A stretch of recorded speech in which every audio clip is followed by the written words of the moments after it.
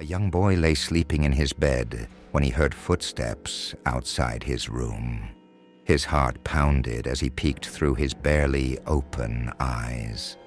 The door creaked open, revealing a shadowy figure dragging the lifeless bodies of his parents. The murderer silently propped them up on chairs, their heads drooping lifelessly. The boy's breath caught in his throat. He watched in terror as the murderer dipped his fingers into the blood and wrote something on the wall. Then, without a sound, the killer slid under the boy's bed. Fear paralyzed the child.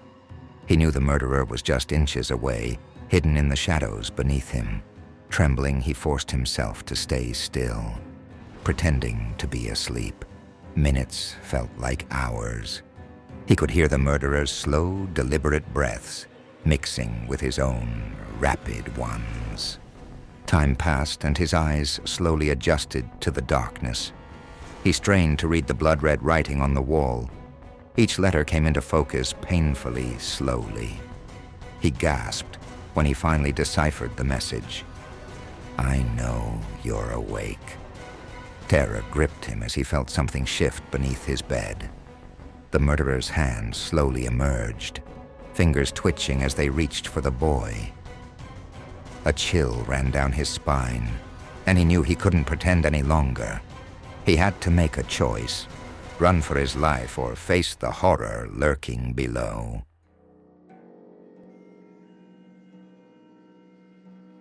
Late at night, the old hospital stood silent and empty. I was on my usual night shift. I always felt uneasy walking through the dark, quiet halls. Shadows seemed to move and the air was cold. One night I heard a faint whisper coming from room 104. That room had been empty for years. Curiosity got the better of me, and I slowly walked towards the door. The whispers grew louder. My hand shook as I turned the knob. Inside, the room was dark, except for a small light flickering in the corner. I saw a figure sitting on the bed, facing away from me. "Hello," I called out, my voice trembling. The figure didn't move. I stepped closer, my heart pounding. Suddenly, the light flickered off, plunging the room into darkness. The whispers turned into cries of pain. I backed away, but the door slammed shut behind me. I fumbled for my flashlight and then the light switch, but it wouldn't turn on. I felt icy fingers grasping at my ankles. I screamed and struggled with the door until it finally opened. I bolted downstairs, heading straight for the reception desk where the receptionist was stationed. She rushed over to me, concern etched on her face. "What happened? Are you okay?" she asked urgently. Breathless and shaking, I couldn't immediately respond. She quickly called the security guard to bring me some water. After a few sips, I managed to recount the entire terrifying ordeal. The security guard decided to investigate. He went to room 104, but when he returned, he looked confused. "The room is clean and quiet," he reported. I knew what I had seen and felt, yet the room showed no signs of anything unusual. The whispers, the figure, and the icy hands were now haunting memories, leaving me to wonder if the old hospital harbored secrets only I had experienced. A father went to say goodnight to his 7-year-old son, knowing that without this nightly ritual, his son would have trouble sleeping. He entered the dimly lit room where his son lay waiting under the blanket. At first glance, the father noticed something unusual about his son tonight, but couldn't quite identify what it was. The boy looked the same, yet there was a strange grin stretching from ear to ear. "Are you okay, buddy?" the father asked, feeling a bit uneasy. The son nodded, still grinning, and then said, "Daddy, can you check for monsters under my bed?" The father chuckled softly, reassuring himself it was just a child's request, and got down on his knees to humor his son. As he peered under the bed, his breath caught in his throat. Lying there, pale and terrified, was his real son. The boy under the bed whispered, "Daddy, there's someone on my bed." A young woman named Sarah had recently moved into an old, creaky apartment building. Every night she heard strange noises but dismissed them as the building settling. One evening, while she was reading on her couch, she heard a soft tapping sound coming from the bathroom. Nervous but curious, Sarah stood up and walked towards the bathroom. The tapping continued, rhythmic and unsettling.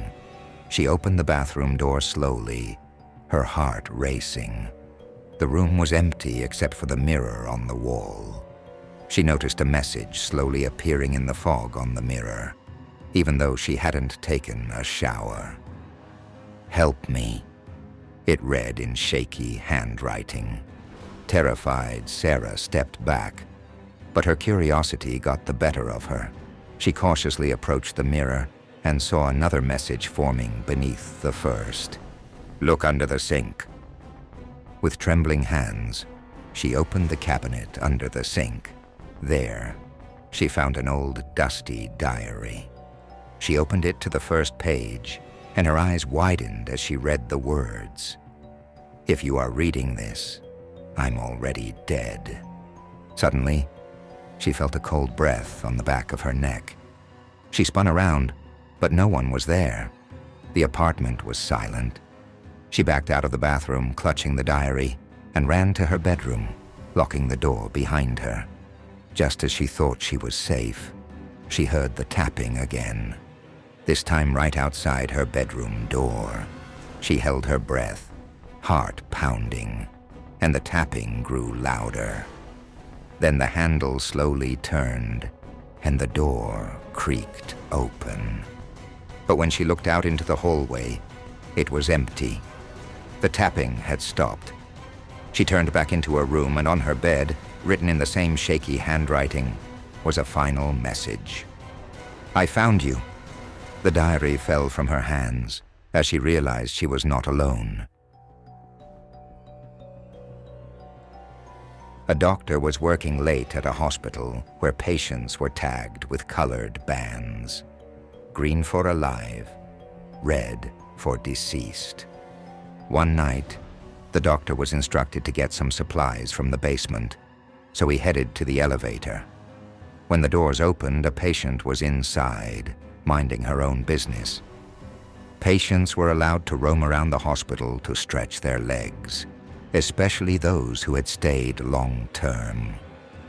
The rule was to be back in their rooms before 10. The doctor smiled at the patient before pressing the button for the basement. He found it odd that the woman hadn't selected a floor. He wondered if she was heading to the basement too.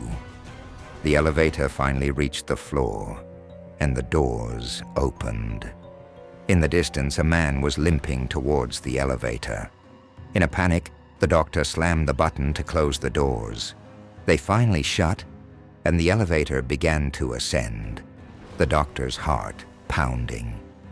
"Why did you do that?" "He was trying to use the lift," the woman said, annoyed. "Did you see his wrist?" the doctor asked. "It was red. He died last night. I know because I performed his surgery." The woman lifted her wrist, revealing a red band. She smiled. "Like this one?"